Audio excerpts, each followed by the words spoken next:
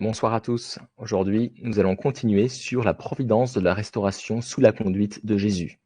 Donc là, maintenant, ce sera le fondement pour le Messie. Voilà. Et là, c'est vraiment le Messie qui arrive. Voilà. Donc, on a enfin, on a atteint là le but premier de Dieu, qui était dans son fondement de 4 positions. Voilà, de la position d'Adam. De faire en sorte de travailler pour pouvoir amener un deuxième Adam à arriver, qui était justement Jésus. On va voir ça ensemble. Quel a été son cours? Donc, cours pour subjuguer Satan. Jésus, le deuxième Adam, est venu pour obtenir en personne la soumission de Satan et établir le royaume de Dieu. Jacob suivit le cours symbolique pour amener Satan à se soumettre, alors que Moïse suivit le cours image. Ces cours ouvrirent le chemin pour que Jésus emprunte le cours substantiel. Dans son cours pour restaurer Canaan au niveau mondial, Jésus suivit le modèle dévoilé dans le cours pour restaurer Canaan au niveau national, durant lequel Moïse œuvra pour subjuguer Satan. Donc là, maintenant, Jésus, c'est au niveau mondial et de manière substantielle. Là, on voit Jacob symbolique niveau familial, Moïse niveau image, niveau national, et Jésus de manière substantielle au niveau mondial. On voit toujours ces 3 stades, en fait. Un peu. Donc le premier cours pour restaurer Canaan au niveau mondial. La figure centrale qui se vit confier la mission de restaurer le fondement de foi était Jean le Baptiste. Donc, encore un rappel, à chaque fois, toujours, régi par les lois les principes de la restauration, il faut déjà faire un fondement de foi pour le fondement de Messie et un fondement de substance. Donc le fondement de foi, c'était Jean-Baptiste, justement, qui est la figure centrale. Jean-Baptiste apprit la voie de la foi et de l'obéissance au ciel, et prépara le chemin pour le Messie en vivant dans le désert. De cette façon, Jean le Baptiste réussit à traverser un cours sur la base du nombre de 40 pour se séparer de Satan et fut en mesure de poser le fondement de foi dans le premier cours pour restaurer Canaan au niveau mondial. Jean-Baptiste assura la position d'Abel pour l'établissement de la condition d'indemnité pour éliminer la nature déchue. Dieu établit la condition préalable au premier cours en encourageant le peuple juif à croire en Jean par les miracles qui entouraient sa vie. Le peuple juif bénéficiait du fondement de foi posé par Jean le Baptiste et il suivait Jean comme s'il suivait le Messie. Ce faisant, il était prêt à commencer un nouveau cours pour restaurer Canaan au niveau mondial.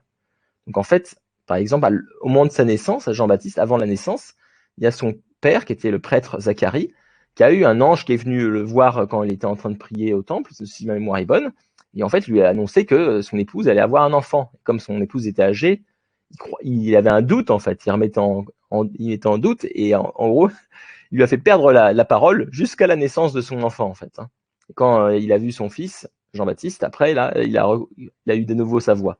Donc là, c'était un miracle et beaucoup de gens autour de Jean le Baptiste, par la vie de tellement de dévotion de Jean le Baptiste, il vivait de sauterelles, voilà, dans le désert. Dire, il avait une telle connaissance justement de l'Ancien Testament, voilà, des Écritures. En fait, beaucoup de gens pensaient même que c'était le Messie, en fait. Donc c'était pour vous dire à quel point c'était quelqu'un d'important, en fait, à cette époque. Voilà, donc le fondement de foi, il a été établi. Jean-Baptiste avait réussi ce fondement de foi, donc il était prêt justement à faire le fondement de substance. Donc l'échec du premier cours au niveau mondial, qu'est-ce qui s'est passé? Toutefois, Jean-Baptiste nourrissait des doutes au sujet de Jésus. Donc on va le voir après cet extrait de Matthieu, bien qu'il lui ait rendu témoignage. Il nia être Élie, alors même qu'il était vraiment investi de la mission d'Élie. Non seulement cela bloqua le chemin du peuple juif vers Jésus, mais cela l'amena à s'opposer à lui. En effet, Jean quitta la position d'Abel, et cela barra le chemin pour accomplir le fondement de substance, et donc le fondement pour le Messie. Par conséquent, le premier cours pour restaurer Canaan au niveau mondial échoua. En fait, là, comme avant, Jean-Baptiste, lui, représentait la position d'Abel, et le peuple juif représentait la position de Caïn. Donc en fait, le peuple juif devait s'unir à Jean le Baptiste. Sauf que le problème, Jean le Baptiste n'était pas complètement uni avec Jésus. Qu'est-ce qui s'était passé? En fait, quand Jean-Baptiste a rencontré Jésus, c'est lorsqu'il l'a baptisé. Et lorsqu'il a baptisé Jésus, il a eu une révélation comme quoi c'était voilà, c'était le Messie. Voilà, là, il avait une vision claire. Il avait même témoigné de lui en fait. Mais c'était sur le moment. Et après, bizarrement, on voit que quand on écoute justement, quand on voit tous les textes qui parlent de la vie de Jésus, les textes des apôtres, etc., on voit pas que Jean le Baptiste a suivi Jésus. Et en fait, si Jean le Baptiste était quelqu'un qui avait vraiment qui devait préparer son chemin et qui devait l'aider, le proclamer, il aurait dû être le bras droit de Jésus, il aurait dû l'accompagner partout où Jésus serait allé en fait. Donc il avait le rôle de prophète en fait. On va voir justement en détail juste après. Donc l'incrédulité de Jean le Baptiste.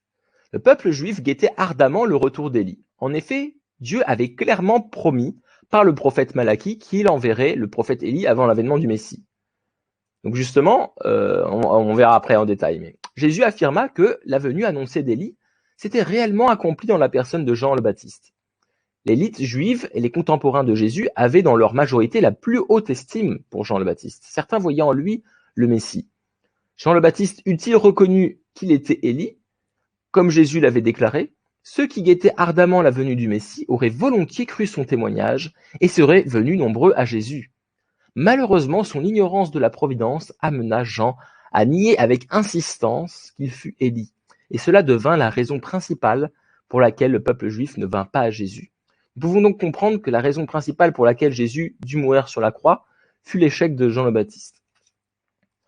Donc là, on va lire justement un passage, un verset. Après, je commenterai un peu. Donc Matthieu chapitre 11, versets 2 à 15. Jean le Baptiste entendit parler dans sa prison des œuvres réalisées par le Christ. Il lui envoya ses disciples et par eux lui demanda: Es-tu celui qui doit venir ou devons-nous en attendre un autre? Jésus leur répondit: Allez annoncer à Jean ce que vous entendez et voyez. Les aveugles retrouvent la vue, et les boîtes marchent. Les lépreux sont purifiés, et les sourds entendent. Les morts ressuscitent, et les pauvres reçoivent la bonne nouvelle. Heureux celui pour qui je ne suis pas une occasion de chute. Tandis que les envoyés de Jean s'en allaient, Jésus se mit à dire aux foules à propos de Jean: Qu'êtes-vous allés regarder au désert?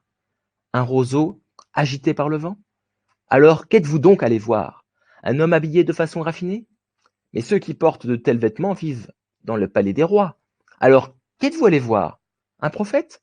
Oui, je vous le dis, et bien plus qu'un prophète. C'est de lui qu'il est écrit: Voici que j'envoie mon messager en avant de toi, pour préparer le chemin devant toi. Amen, je vous le dis. Parmi ceux qui sont nés d'une femme, personne ne s'est levé de plus grand que Jean le Baptiste. Et cependant, le plus petit dans le royaume des cieux est plus grand que lui.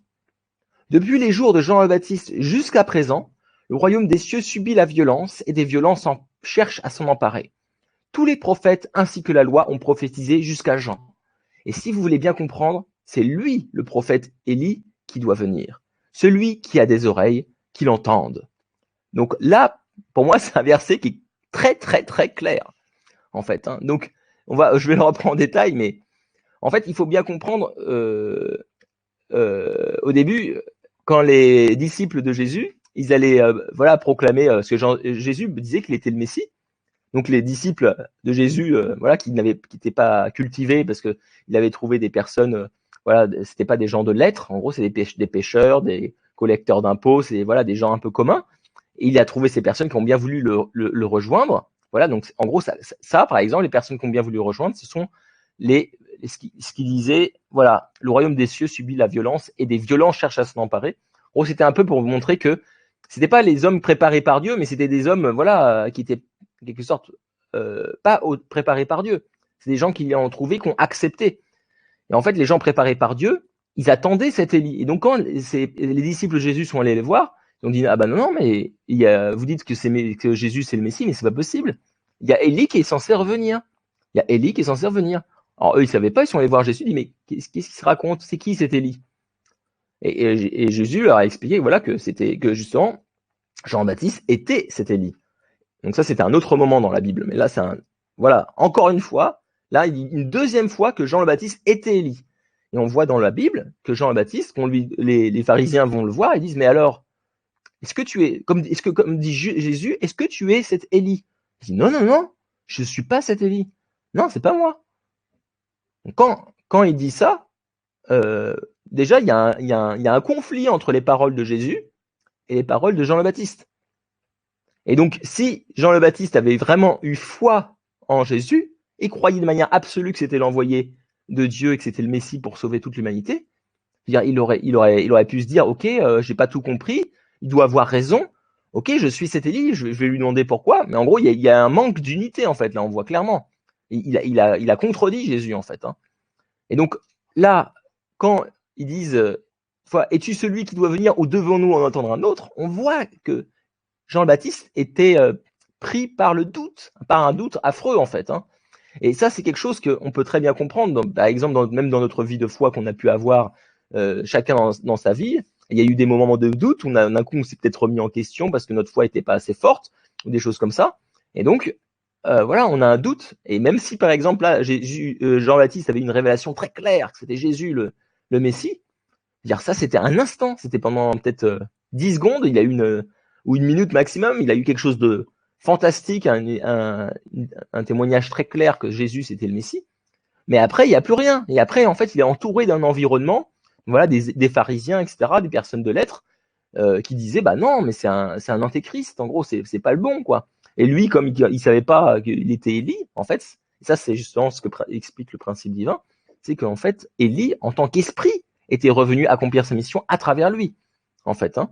Donc il avait le rôle d'Élie, il avait la même mission qu'Élie. Donc là, c'est l'exemple typique de la réincarnation qu'on parlait, mais dans le sens qu'il y a un esprit qui revient et qui travaille avec Jean le Baptiste pour accomplir sa mission.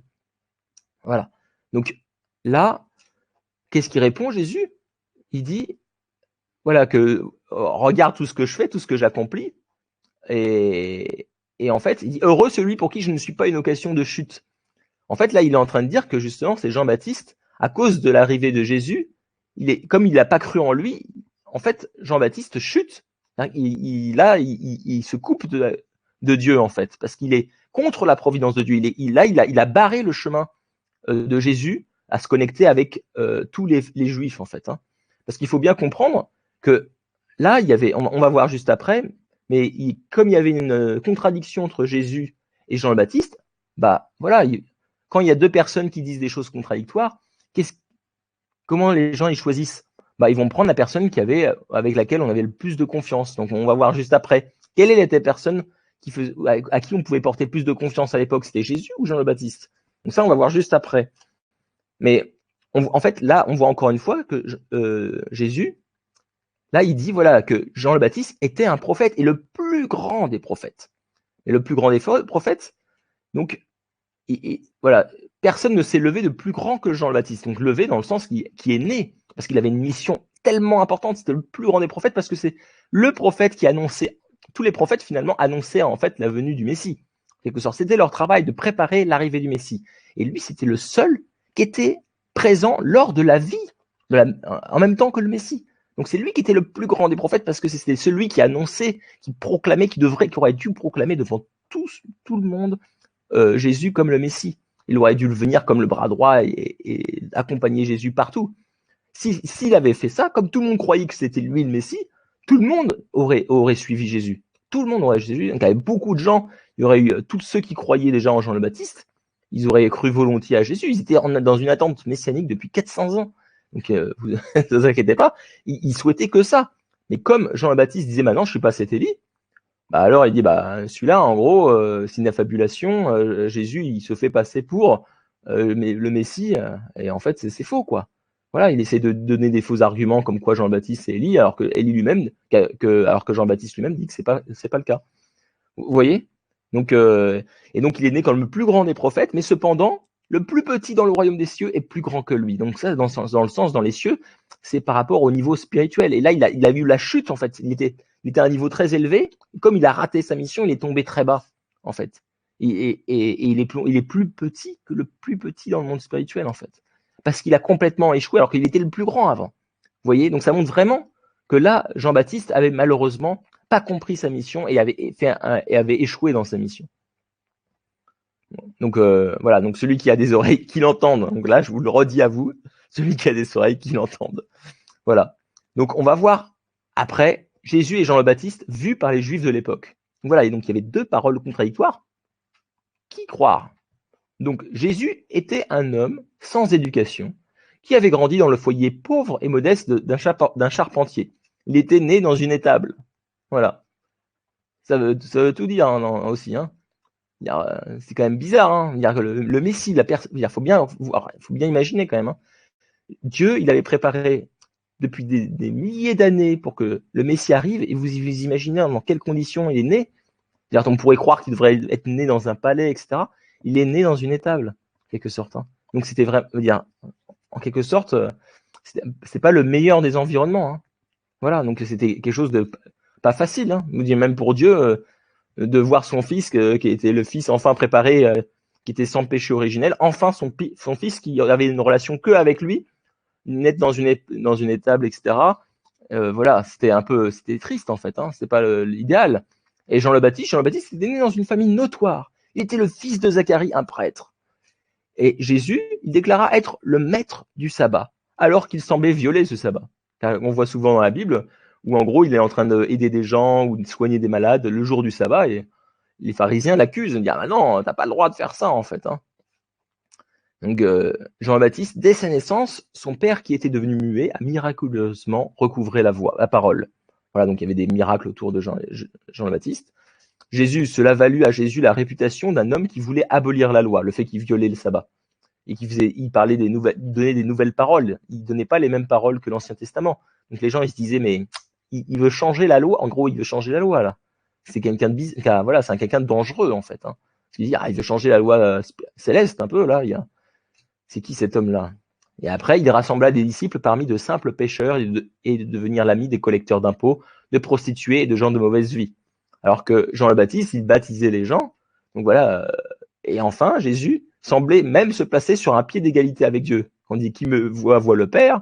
Les gens, ils le prenaient mal. Ils disaient, ah ben non, mais il se prend pour Dieu. Un sacrilège. Voilà. Alors que c'était pas dans ce sens-là. Parce qu'il expliquait, en fait, qu'il fallait que tout le monde, finalement, ressemble à Dieu et, justement, arrive à atteindre cette perfection, cette unité avec Dieu.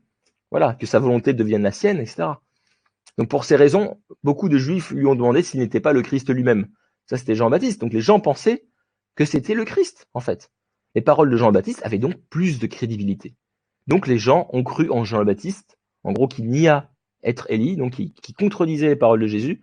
Donc, les gens n'ont pas pu, qu'à tous ceux qui étaient préparés par Dieu, qui croyaient en la loi, qui croyaient en Jean-Baptiste, en fait, Jean-Baptiste avait une position cruciale dans le plan de Dieu, en fait. Hein. C'était la personne qui permettait justement, c'était la figure Abel. Vous comprenez bien? Donc il fallait le fondement de substance, c'est-à-dire que tous les pharisiens, les juifs, devaient s'unir à Jean le Baptiste, et Jean-Baptiste devait s'unir et servir en fait le Messie, c'était sa mission. Mais comme il ne l'a pas accompli, ça a empêché justement le peuple juif, il n'a pas pu aller vers Jésus à cause de ça. Donc, le second cours pour restaurer Canaan au niveau mondial. Donc le premier cours a échoué. Donc on avait vu à Moïse, après il y a une deuxième chance, troisième chance. Donc on va voir. Le fondement de foi que Jean avait posé dans le premier cours pour restaurer Canaan au niveau mondial fut envahi par Satan. C'était maintenant à Jésus lui-même de reprendre la mission de Jean et de restaurer par l'indemnité le fondement de foi afin de commencer le second cours pour restaurer Canaan au niveau mondial. Quand Jésus jeûna 40 jours et fit face aux 3 tentations dans le désert, c'était afin de se séparer de Satan dans le but même de restaurer le fondement de foi. C'est parce qu'il avait repris le rôle de Jean le Baptiste que Jésus ordonna aux disciples de ne pas révéler au peuple juif qu'il était le Messie. Donc là, on voit qu'il y avait une différence. Au début, il a dit à ses disciples, proclamez que je suis le Messie. Mais après, quand il a dû reprendre la casquette, le rôle de Jean le Baptiste, en gros, donc en tant qu'Abel, il a dit arrêtez de déclarer que je suis le Messie, parce qu'il n'avait pas encore accompli le fait de créer cette unité, en fait. Hein. Il fallait déjà que les gens s'unissent à lui. Voilà, donc la figure centrale pour le fondement de foi, c'était Jésus. La condition, c'était un jeûne de 40 jours et surmonter les 3 tentations de Satan. Et période d'indemnité, les 40 jours de jeûne. Voilà. Donc il a repris la mission de Jean. Et donc là, ça a été bien accompli, il a bien réussi à surmonter les 3 tentations, etc. Donc le fondement de substance est l'échec du second cours pour restaurer Canaan au niveau mondial. Dieu établit le cours préalable au second cours pour restaurer Canaan au niveau mondial, sur la base des paroles et des miracles de Jésus. Si les Juifs avaient été touchés au point de croire en Jésus et de le suivre, ils auraient établi le fondement de substance. Le fondement pour le Messie aurait donc été posé. À cause de l'incrédulité du peuple juif, Jésus ne put établir ni le fondement de substance, ni le fondement pour le Messie. Dans le second cours pour restaurer Canaan au niveau mondial, ce second cours s'acheva donc par un échec tragique, avec justement la crucifixion. Donc là, ça ressemble, on voit un peu une analogie avec le cours de Moïse, où en gros Moïse, il avait raté le premier cours, parce que les Israélites ne l'avaient pas suivi. Le premier cours là, a été raté aussi, parce que Jean-Baptiste ne l'a pas suivi. Et finalement, le deuxième cours, qu'est-ce qui s'est passé à l'époque de Moïse? Il avait accompli par des miracles, les gens ont commencé à croire en lui. Et en fait, Jésus, là, c'était la même chose. Il a commencé finalement après. Au début, il faisait pas de miracles, en fait. Mais après, quand Jean-Baptiste a échoué dans sa mission, pour gagner, on va dire, la confiance du peuple, voilà, il a commencé à faire des miracles pour que les gens reconnaissent qu'il était un envoyé de Dieu, en fait. Et donc, pour attirer les gens à s'unir à lui. Mais quand il utilise des miracles, comme on avait vu dans le cours de Moïse, les conditions d'indemnité et après pour les conditions de substance, elle est bien plus compliquée. Et en fait, on le voit bien que le deuxième cours a été très compliqué parce que avant c'était facile parce que tout le monde croyait ils étaient préparés, il y avait un environnement préparé, il y avait tout le peuple juif qui croyait en Jean-Baptiste comme si c'était le Messie. S'ils avaient réussi à accomplir ça, ce serait très bien passé. Mais là, c'était beaucoup plus compliqué parce que les gens ne croyaient pas en Jésus. Donc c'était un chemin beaucoup plus long en fait. Il fallait faire ses preuves, ça prendrait plus de temps en fait. Donc c'était un peu comme on voyait le cours de Moïse qui prenait au lieu de 21 jours, c'est parti à 21 mois. Bah là, on voit bien que ça pouvait être très rapide si Jean le Baptiste avait suivi. Mais là, à cause du fait qu'il n'a pas suivi, voilà, il a dû tout recommencer à zéro en fait, Jésus. Donc il a trouvé des disciples, ça commençait à grandir, mais ça prenait beaucoup plus de temps. Voilà, donc voilà. Là, il faut bien comprendre qu'en fait, au début, le but de Jésus, c'était de sauver toute l'humanité. C'est-à-dire, on a bien vu comme par rapport au chapitre de la prédestination, en fait, il y avait des prophéties auparavant qui disaient, il y avait deux genres de prophéties. Il y avait soit voilà, le Messie arriverait comme le roi des rois, etc. Voilà, donc il devrait établir le royaume de Dieu. Et Jésus parlait de royaume de Dieu au départ de son cours public. Mais après, qu'est-ce qui s'est passé? Il y a une deuxième prophétie qui dit, bah non, il devra souffrir et il devra souffrir, voilà, et aller sur la croix. Et là, en fait, qu'est-ce qui s'est passé? Finalement, c'est la deuxième prophétie qui s'est accomplie. Mais c'est-à-dire quoi? C'est quoi ces deux prophéties? C'est toujours le si. Ça dépend de si la condition humaine, si la part de responsabilité humaine a été accomplie ou pas.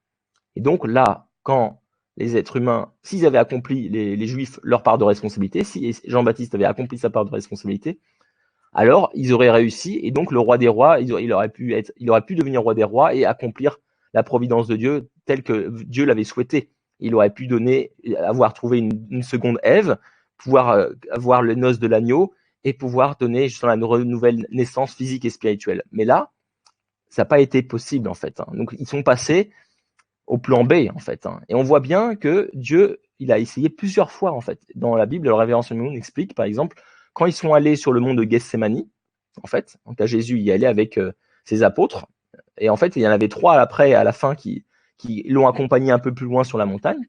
C'est je crois Jacques, Pierre, Jean.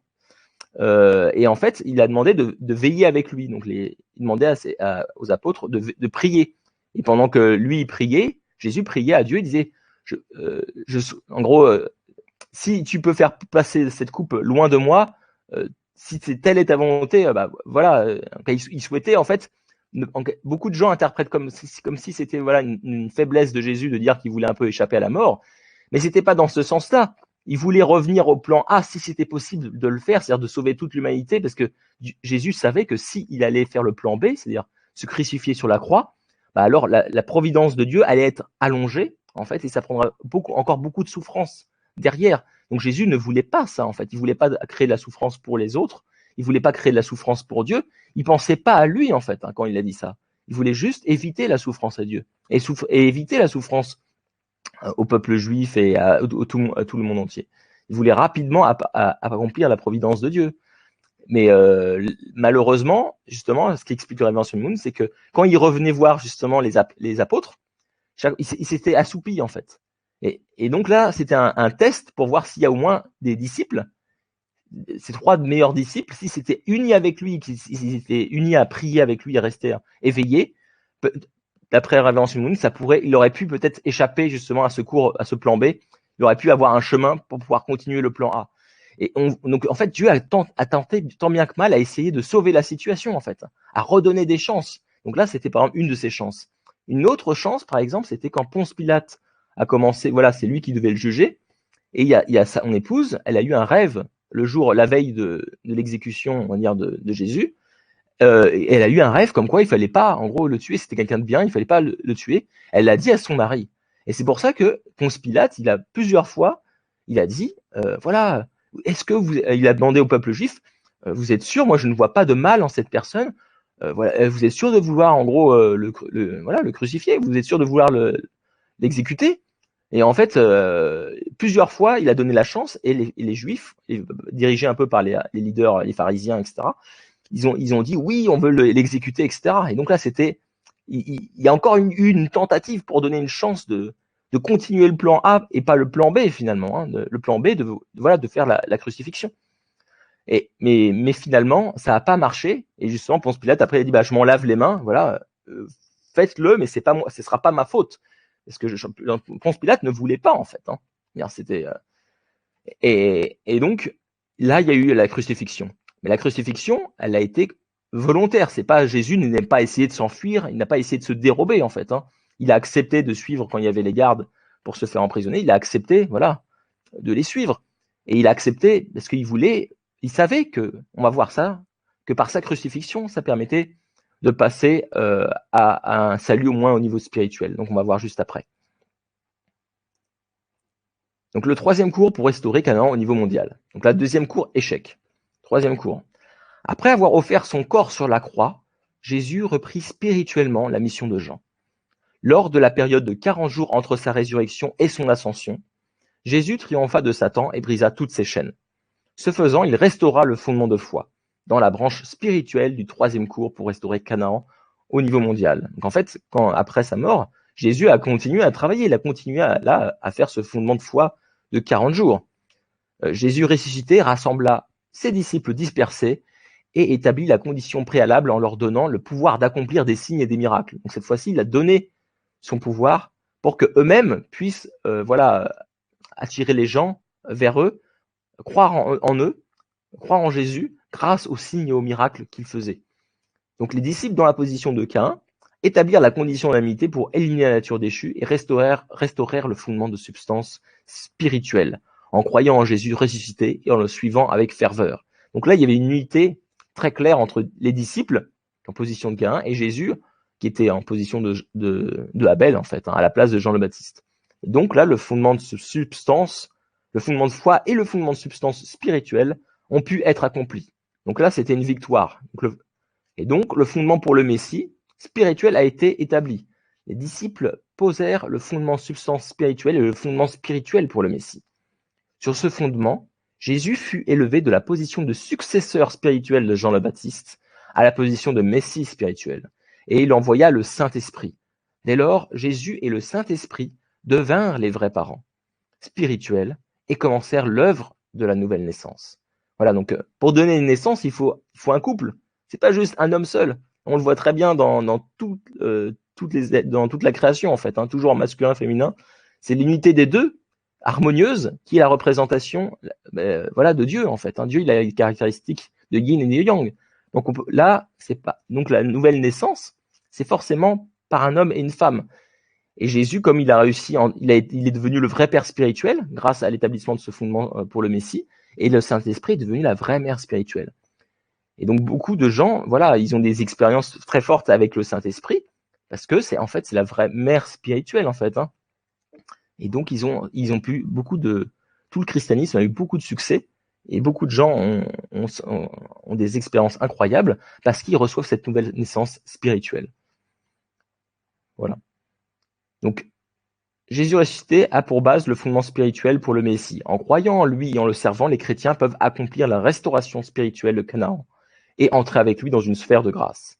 D'un autre côté, les corps physiques des chrétiens connaissent le même sort que le corps de Jésus, qui fut agressé par Satan lors de la crucifixion. Les chrétiens sont toujours souillés par le péché originel. Aussi doivent-ils toujours suivre un cours pour se séparer de Satan, afin de se préparer au second avènement du Christ. Donc là, je vais lire juste 2 passages, en fait, où on parle l'apôtre Paul, qui sont intéressants pour qu'il évoque bien cet aspect-là, en fait. Donc voilà, confronté à la condition humaine, il se lamentait. Donc c'est l'apôtre Paul. Car je me complais dans la loi de Dieu du point de vue de l'homme intérieur, mais j'aperçois une autre loi dans mes membres qui lutte contre la loi de ma raison et m'enchaîne à la loi du péché qui est dans mes membres, malheureux homme que je suis. Donc en fait, d'un point de vue spirituel de son esprit, il était connecté, il avait reçu cette nouvelle naissance, donc il était coupé en fait des liens avec Satan. Donc il se sentait bien, mais donc, son corps était toujours en proie en fait à Satan. Donc il était toujours enchaîné, lié à Satan en fait. Donc ça c'est le premier verset. Et un deuxième verset, donc ça c'est dans la Bible, dans le principe divin que je lis ces versets. Donc nous-mêmes qui possédons les prémices de l'esprit, nous gémissons nous aussi intérieurement dans l'attente de la rédemption de notre corps. Donc voilà, donc l'attente de la rédemption de notre corps, c'est quand Jésus reviendrait. Voilà. Donc c'est pour sur la terre, pour accomplir le fondement de Messie sur la terre et devenir des vrais parents physiques en fait, pour redonner la nouvelle naissance physique et spirituelle. Donc le cours pour restaurer Canaan substantiellement sous la conduite du Christ au second avènement. Alors que Jésus a restauré Canaan en créant une sphère spirituelle mondiale, le Messie au second avènement doit accomplir ce troisième cours au niveau mondial comme un cours substantiel et bâtir le royaume de Dieu sur la terre. Pour cette raison, il est nécessaire qu'il naisse sur la terre dans la chair. Le Christ, à son second avènement, ne mourra pas sans accomplir la providence de la restauration. En effet, cette providence commencée avec Adam et prolongée avec Jésus doit réussir la troisième tentative. En outre, la providence spirituelle de la restauration durant les 2000 ans depuis Jésus a produit un environnement social et légal de nature démocratique qui protégera le Christ au second avènement. Donc là, justement, on a expliqué qu'il doit renaître sur la terre et on voit bien que Jésus est déjà revenu plusieurs fois. Il y a beaucoup des gens, par exemple, même quand il a été après les 40 jours, Jésus est allé voir, par exemple, ses apôtres. Il les a réunis. Il leur a donné justement les capacités de faire des miracles, etc. Il pouvait discuter avec ses apôtres. Donc, en quelque sorte, il était revenu, mais que spirituellement. Donc, quand on parle de retour, ce n'est pas un retour spirituel, parce qu'il est déjà revenu spirituellement voir ses apôtres. Et beaucoup de gens, depuis 2000 ans, ont des expériences spirituelles directement avec Jésus. Donc, c'est pas juste un retour spirituel de Jésus. C'est un retour, en gros, sur la terre. Et est-ce que ce sera Jésus lui-même qui reviendra sur la terre? Non, c'est pas Jésus lui-même. C'est pas possible selon les lois justement qu'on a vues dans l'idéal de la création. La vie, c'est d'abord dans la ventre de sa mère, après sur la terre et après dans le monde spirituel éternellement. Donc là, quand il a dit je reviendrai, c'était au même sens que Élie. Il reviendra d'un point de vue, il reviendra avec son esprit sur la terre à travers une autre personne et qui aura la même mission que lui et qui l'aidera pour pouvoir accomplir la mission du Christ au second avènement. Donc Jésus doit revenir sur la terre, travailler avec une personne qui aura la même mission que lui, tout comme Élie est revenu pour travailler à travers Jean le Baptiste. Voilà. Donc il doit revenir sur la terre, mais ce ne sera pas Jésus, c'est pas lui qui va renaître, il ne va pas ressembler à Jésus, la personne qui va revenir. Voilà, Jésus, c'est un esprit. Et il va aider cette personne sur la terre à accomplir. Voilà. Donc le Christ, à son retour, établira une condition préalable sur la base du Verbe, donc la parole de Dieu, et accomplira le fondement pour le Messie à la fois spirituellement et physiquement. Sur ce fondement, il se greffera à tous les êtres humains, les lavant du péché originel et les restaurant à la position d'enfants de Dieu, nés dans son lignage. Donc ça, c'est justement la nouvelle naissance qu'apportera les vrais parents pour pouvoir amener en fait toutes les personnes sur la terre qui ont hérité le lignage des premiers ancêtres de Adam et Ève, qui ont eu un lien de sang avec Satan. Donc ils étaient en fait, le lignage c'était malheureusement celui de Satan. Même si on est des enfants de Dieu, il y avait un double lien. Et il y avait là, c'était le lien de Satan. Et donc, pour nettoyer cette nature déchue, nettoyer ce péché originel, c'est par ce salut spirituel et physique qu'apportera le Messie au second avènement. Voilà, et qui permettra de passer de ce lignage de Satan au lignage de Dieu. Voilà.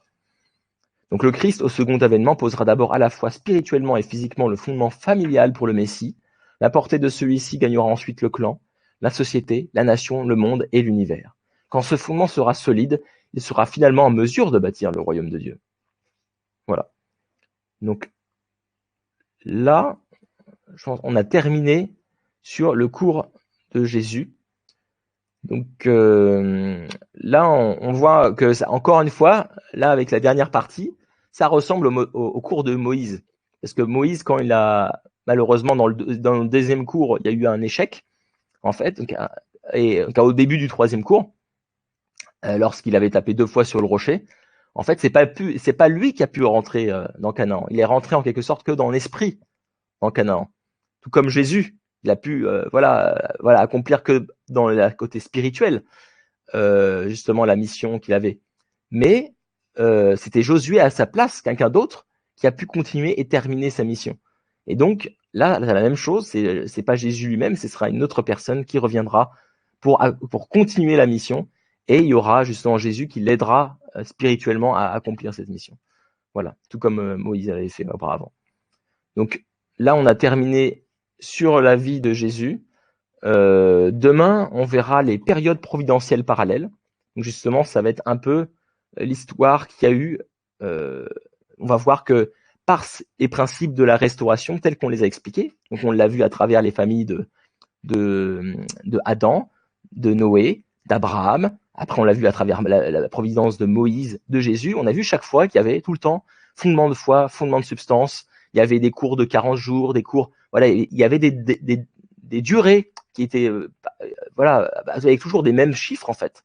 Et on va voir, parce que c'est basé sur les principes de la restauration qu'on détaillera demain, et on verra que par ce principe de la restauration, ça a eu un impact, et on voit des parallèles dans l'histoire qui se sont créés, qui sont clairement une preuve en fait que Dieu a toujours travaillé depuis le début pour pouvoir sauver toute l'humanité et pour les amener tous à établir ce fondement pour le Messie, pour pouvoir être justement revenir dans son lignage. Voilà, donc là on verra ça demain.